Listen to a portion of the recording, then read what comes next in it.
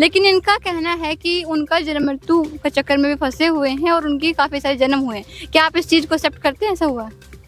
जी, ऐसा हमारे मुनिवर बताते हैं और महावीर जैन जी खुद बोल के गए हैं कि उनका मोक्ष हुआ है।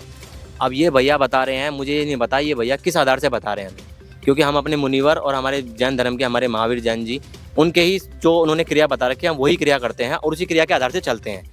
तो मैं इन भैया से ये पूछना चाहूँगा कि अगर इन्हें इतना पता है हमारे बारे में, तो मैं ये जानना चाहूँगा कि ये क्या भक्ति करते हैं और ये कैसे हम पे इस चीज़ का आरोपण लगा रहे हैं कि ये सच्ची भक्ति कर रहे हैं और हम झूठी कर रहे हैं।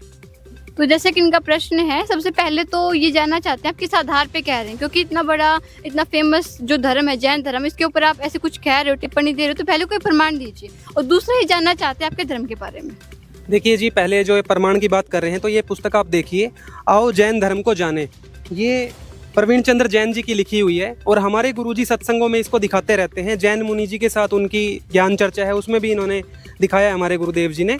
तो इसमें प्रमाण है कि आदिनाथ अर्थात जो ऋषभ देव जी हुए हैं, पहले इनके तीर्थंकर हुए हैं, उनका भी पुनर्जन्म हुआ है। तो जब जड़ ही जो आप मान के चल रहे हो कि जहाँ से जड़ हुई है, हमारी जड़ से चलता है पेड़ जैसे, ऐसे ही आदिनाथ मतलब ऋषभ देव जी से जैन धर्म चला और उनका भी पुनर्जन्म हो रहा है।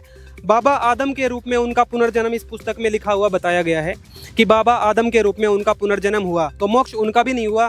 फिर आप लेते हो महावीर जैन जी को, जिनको 24वां तीर्थंकर मानते हो, ऋषभ देव जी के सबसे पहले शिष्य हुए थे, उन्हीं के पोते मारीची जो कि भरत के पुत्र थे।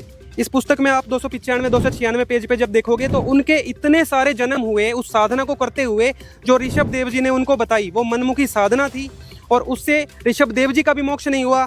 और जब आप मारीची जी के जन्म देखोगे तो वो देवता भी बने बीच में, और फिर गधे, कुत्ते और बिल्ली आदि के जन्म भी उन्होंने प्राप्त किए। तो ये मोक्ष मार्ग जी जो आप जैन धर्म में कर रहे हो, ये मोक्ष मार्ग नहीं है, ये वेदों के विरुद्ध होने के कारण ये मोक्ष मार्ग है ही नहीं।